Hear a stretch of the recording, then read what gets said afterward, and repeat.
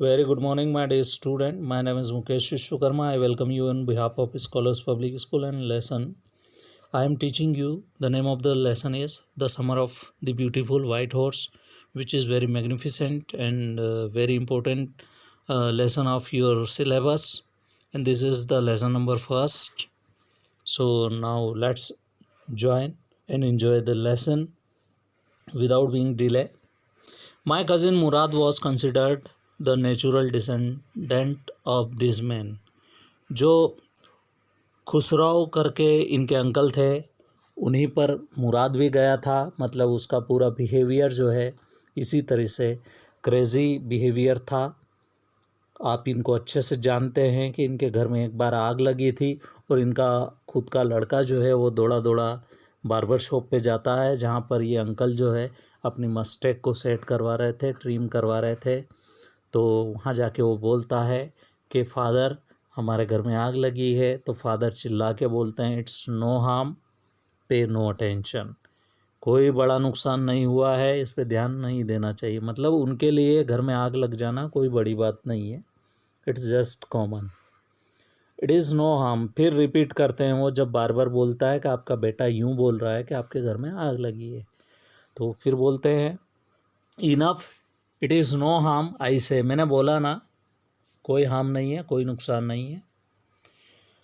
तो कज़िन मुराद भी वो इसी के नेचुरल डिसेंडेंट माने जाते हैं, इस व्यक्ति के। ऑल दो मुराद फादर वॉज जोराब।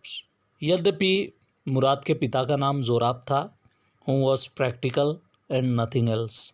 वो बहुत ही प्रैक्टिकल व्यक्ति थे, इससे ज़्यादा कुछ भी नहीं थे। That's how it was in our tribe. ऐसा ही कुछ हमारी ट्राइब में, हमारी जनजाति में। A man could be the father of his sons flash. एक व्यक्ति अपने बेटे का पिता शारीरिक तौर पे हो सकता है, but that did not mean, इसका यह मतलब नहीं है कि that he was also the father of his spirit. मतलब उसके विचारों पर उसका कोई प्रभाव नहीं आता है। मतलब शारीरिक रूप से बेशक वो अपने पिता जैसा हो, पर मानसिक रूप से और बिहेवियर के तौर तरीक़ों से अगर देखा जाए तो वो उसके ट्राइब में किसी भी व्यक्ति पर जा सकता है, ट्राइब में से किसी भी व्यक्ति का गुण उसमें आ सकता है। The distribution of the various kinds of spirit in our tribe had been from the beginning of capricious and vagrant. हमारे ट्राइब में जो स्पिरिट है, मतलब जो बिहेवियर है, जो अंदर का जो संवेग है, जो भावनात्मक कंपोजिशन है जो बॉडी की, वो जो है वो इनस्टेबल है। कैपेरिसियस मतलब इनस्टेबल, और वैगरेंट मीन्स मतलब उसमें स्थायित्व बिल्कुल नहीं है। वी रोड, हमने घोड़े की सवारी की। माय कज़िन मुराद सेंग, मेरा कज़िन मुराद जो है उसने गाना शुरू किया। For anybody new we were still in the old country where. हमें सब जानते थे और हम अब भी वहीं थे जो हमारा पुराना ग्रामीण इलाका था वहाँ पर। At least according to some of our neighbours, और हमें कुछ पड़ोसी जानते भी थे जो हमारे पड़ोसी थे। We belonged, we let the horse run as long as it felt like running.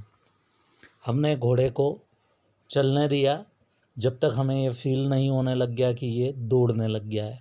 मतलब पहले घोड़ा धीरे धीरे चला और उसके बाद में घोड़े ने जो है वो दौड़ना शुरू कर दिया। उन्हें महसूस होने लग गया कि अब घोड़ा जो है चलने की बजाय दौड़ने लग गया है। At last my cousin Murad said get down, I want to ride alone. आखिरी में मेरे कज़िन मुराद ने मुझसे कहा कि तुम एक काम करो, गेट डाउन मतलब उतर जाओ इस घोड़े से। I want to ride alone, मैं इस घोड़े को अकेला ही चलाऊँगा। तो आराम इसमें एक प्रॉमिस करता है मुराद से। वो एक क्वेश्चन पूछता है, will you let me ride alone, I asked. मैंने बोला क्या तुम मुझे भी अकेले घुड़सवारी करने दोगे। That is up to the horse. जवाब था मुराद का कि घोड़े के ऊपर निर्भर है। That is up to the horse का मतलब होता है कि पूरी बात जो है घोड़े के ऊपर निर्भर है।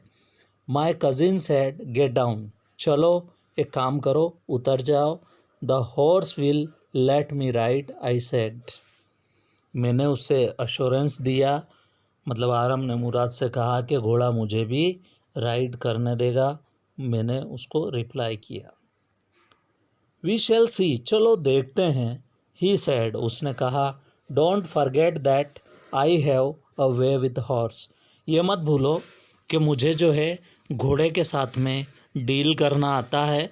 I have a way with horse, horse का मतलब है मुझे घोड़े को भी डील करना आता है।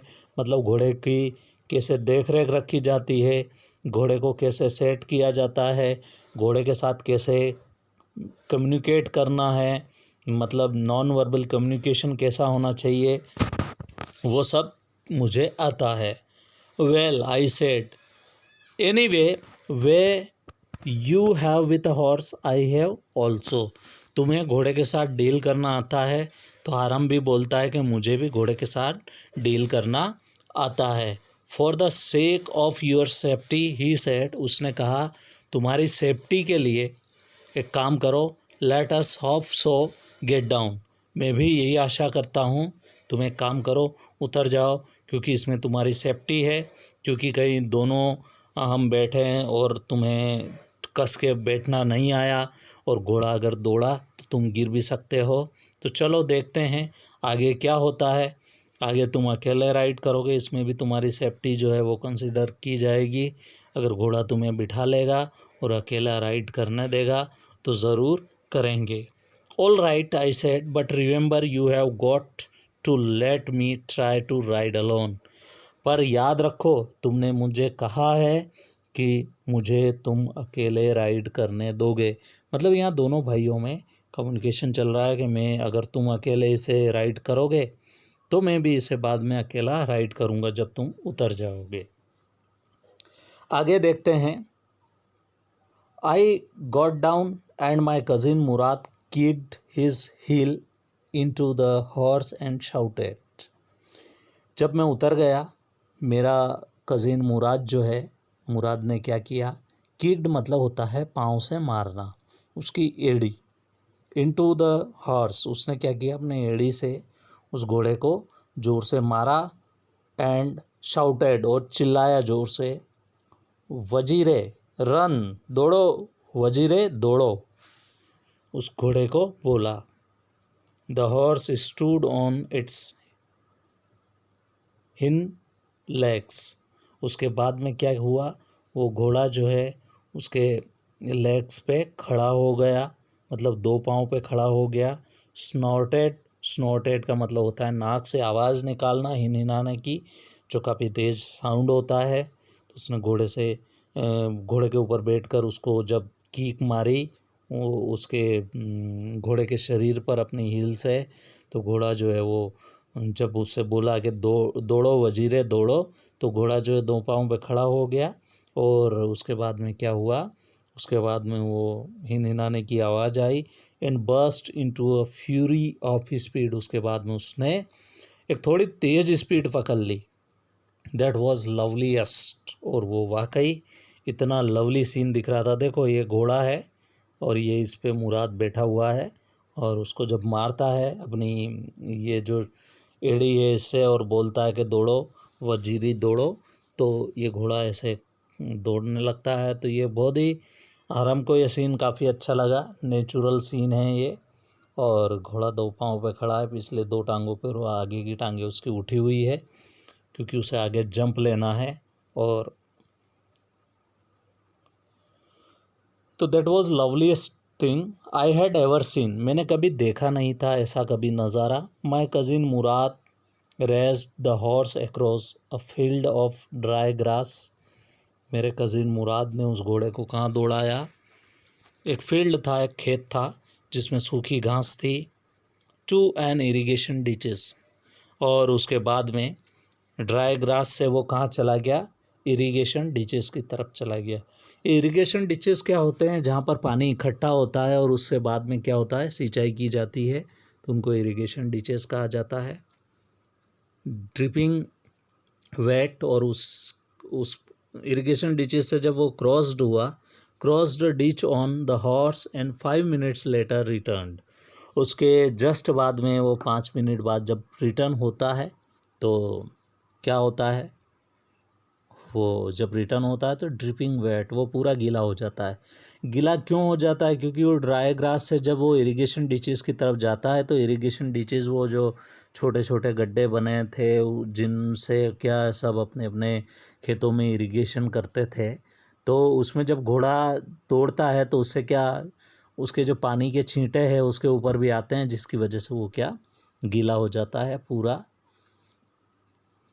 ठीक है, तो डियर स्टूडेंट, आज के लिए इस वीडियो में इतना ही। Thank you so much for joining me.